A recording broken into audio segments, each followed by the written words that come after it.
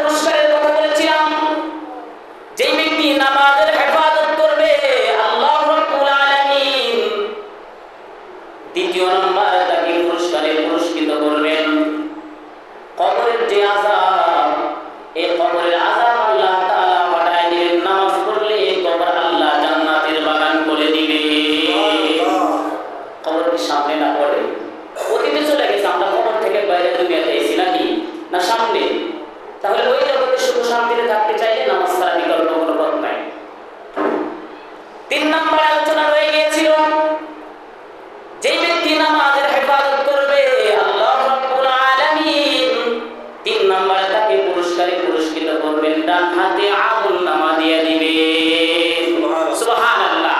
কিয়ামতের ময়দান যখন কায়েম হয়ে যাবে, কায়েম হওয়ার পরে হায় উদাসের দিন 50,000 বছর, দুনিয়ার 1 বছর আখিরাতের 1 দিন, এত লম্বা সময় কিয়ামতের ময়দান। শুধু কি তাই, গুনাহগারদের জন্য কিতাবের ভিতরে এসেছে, হাদিসের ভিতরে এসেছে, গুনাহগারদের জন্য সূর্য মাথার আধা অথবা সোয়া হাত উপরে আসবে। কিয়ামতের ময়দানে যদি আমরা নাজাত পেতে চাই, নামাজ ছাড়া বিকল্প কোনো পথ নাই। নামাজ আমাকে পড়তে হবে, আদায় করতে হবে, তাছাড়া কোনো পথ নাই। কিয়ামতের ময়দান যখন কায়েম হয়ে যাবে, মাথার আধা অথবা সোয়া হাত উপরে আসিয়া সূর্য তাপ দিতে থাকবে। একটা নয়, দুইটা নয়, 70টা মুখ দিয়ে তাপ দিবে।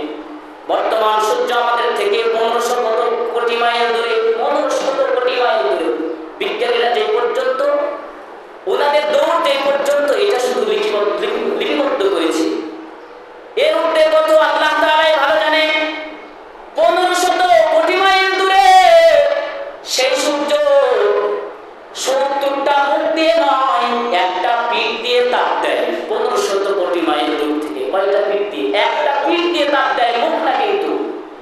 এরপরে আল্লাহ রাব্বুল আলামিন ফেরেশতাদেরকে নিযুক্ত করে রাখছেন। দৈনন্দিন 70,000 ফেরেশতা অবিরাম সূর্যের উপরে পানি নিক্ষেপ করতে থাকে, পানি ফেলতে থাকে। এরপরে কি পরিমাণ তাপমাত্রা!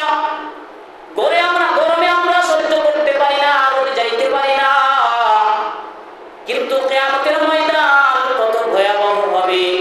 মাথার আধা অথবা সোয়া হাত উপরে আসিয়া সূর্য তাপ দিতে থাকবে। 1 নয়, 2 নয়, 70টা মুখ দিয়ে তাপ দিবে।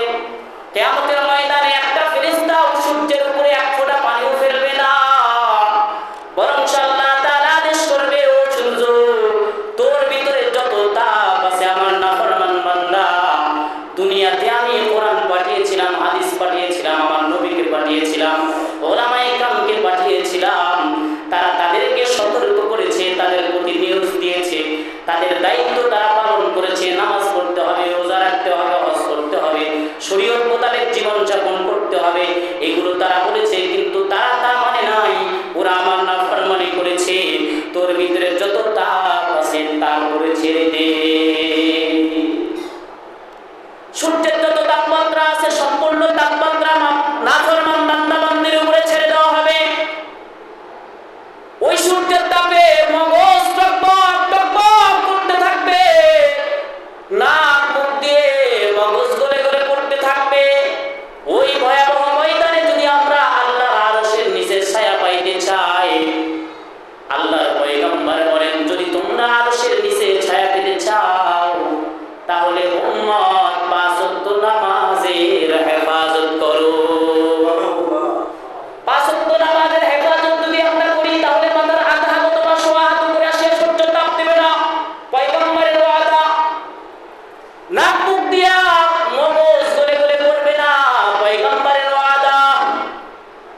তাহলে সেই কিয়ামতের ভয়াবহ ময়দানে আমরা সুখ শান্তিতে বসবাস করতে চাই, তাহলে আমাদের নামাজের দরকার আছে না নাই? কই? স্বীকার করি ঠিকই নামাজের দরকার আছে, কিন্তু ফলে তো জিরো, ফলাফল জিরো। বড় দুঃখের সাথে বলতে হয়, বড় আফসোস, পরিতাপ্ত। এত বছর নসিহত, এত বয়ান জানার পরেও, এগুলো আমরা জানার পরেও বড় আফসোস লাগে। আজকে সকালে আমার বড় আফসোস লাগছে। আমি শুনে শুনেছি এই মসজিদটা প্রাচীন মসজিদ, অনেক আগের মসজিদ এবং কেন্দ্রীয় মসজিদ, অনেক বড় মহল্লা।